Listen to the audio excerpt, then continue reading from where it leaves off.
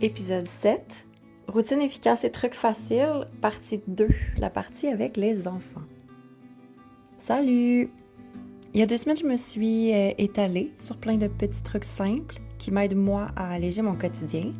Puis cette semaine, je vous partage ce qui aide mes enfants à traverser leur journée avec plus de fluidité, moins de stress, puis plus de temps pour actually être des enfants. Mon numéro 1, c'est vraiment de les rendre les plus autonomes possible.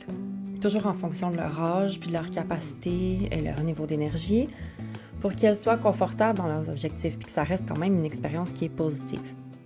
Puis là, je sais que, en fait, ça peut sonner contradictoire de leur donner plus de responsabilités pour les alléger. C'est bizarre, mais honnêtement, se sentir en contrôle, savoir où on s'en va, combien de temps on a pour faire X ou Y, du moins pour le mien et la mienne, ça aide beaucoup à enlever du stress. Donc, tout ce qui est lié aussi, elles dorment mieux, sont de meilleure humeur, etc. Donc, pour nous, pour notre famille, les rendre plus autonomes, ça prend les formes suivantes.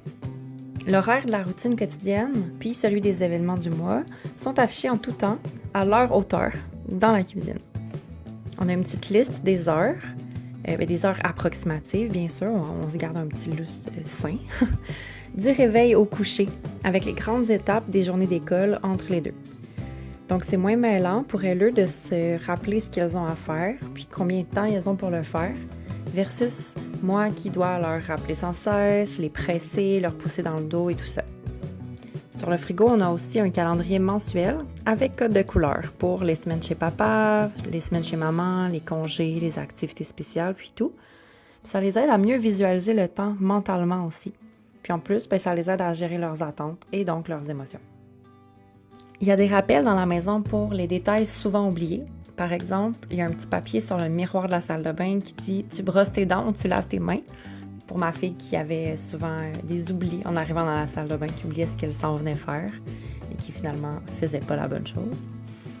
Et ils ont des rôles pour participer à garder la maison propre, comme mettre leur vaisselle au lave-vaisselle ou au lavabo, faire et défaire leur boîte à lunch, passer le balai, ramasser leurs propres dégâts et tout ça.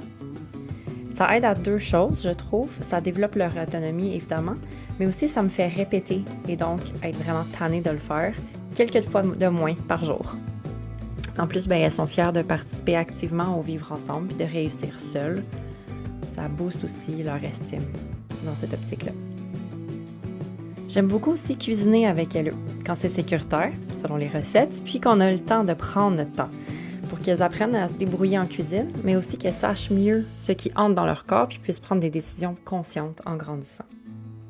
D'autres choses qu'on incorpore autant que possible, il y a s'assurer d'avoir un petit lousse dans le temps de transport. Parce qu'être pressée, c'était beaucoup trop stressant pour elles. Puis honnêtement, on va se le dire pour moi aussi. Ensuite, il y a aller au lit de 20 à 30 minutes d'avance pour lire tous les soirs. Ça assure un moment calme avant le dodo, mais aussi ça développe leur culture, puis leurs skills et intérêts pour la lecture.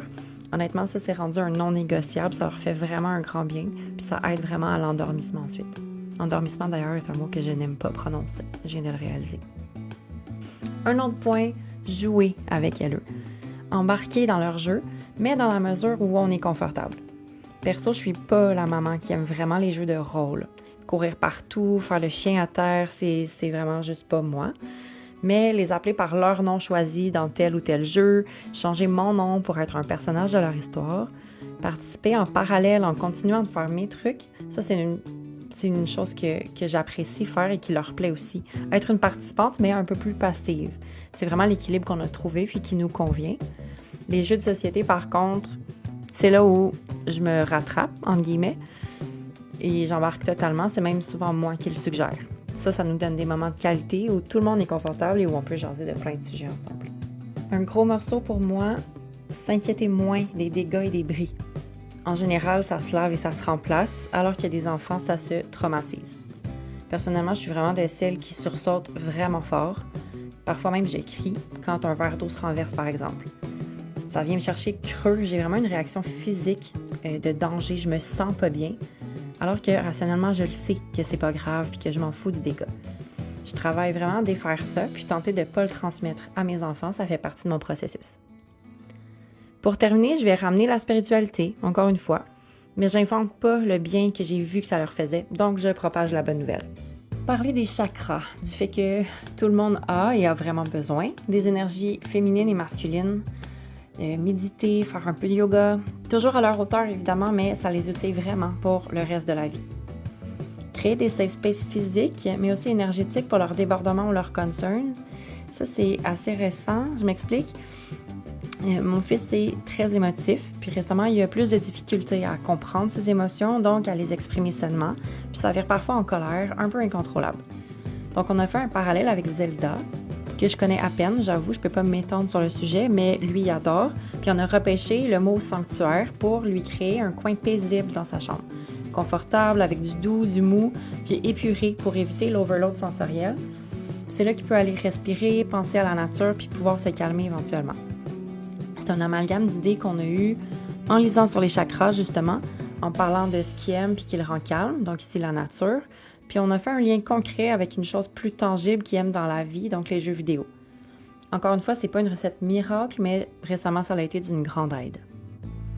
Sur ce sujet spirituel, j'en profite pour vous re-souhaiter un joyeux Mabon qui tombe pile aujourd'hui si tu écoutes la vidéo dès sa sortie le 21 septembre.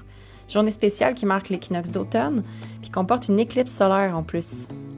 Donc, je vous glisse l'info que l'épisode de dimanche prochain va être la suite du précédent, de l'épisode de dimanche passé. Donc, on regarde ce que les plantes séchées ont donné, ce qu'on peut en faire, dont un rituel de Mabon, qu'on n'est évidemment pas obligé de faire le jour même. Donc, je vous souhaite un merveilleux début d'automne et je vous dis à bientôt!